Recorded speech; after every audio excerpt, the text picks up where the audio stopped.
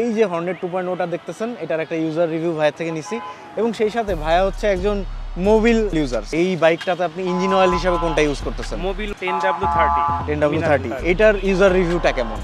আমার কাছে এখন পর্যন্ত সবকিছু আর কি ঠিকঠাকই আছে। আমি এর আগের বাইকেও জিক্সারের 4-5টা ইউজ করেছি, তো এখান থেকে যদি একটা ভালো ফিডব্যাক পেয়েছি বলেই আমি আবার এখানে কিন্তু মোবিলটা ইউজ করছি, মোবিলটা ক্যারি করতেছে সে। ভাইয়া মোবিল ইঞ্জিন অয়েলটা আপনি কতদিন ইউজ করতেছেন? আমি এটা ইউজ করছি প্রায় 2-2.5 বছর। 2-2.5 আগে বছর যখন আমার জিক্সার বাইক ছিল তখন থেকে সে এটা ইউজ করতেছে। মোবিল ইউজ করার পরে আপনার পারফরম্যান্সটা কেমন মনে হয়েছে? পারফরম্যান্স আলহামদুলিল্লাহ ভালো পাচ্ছি।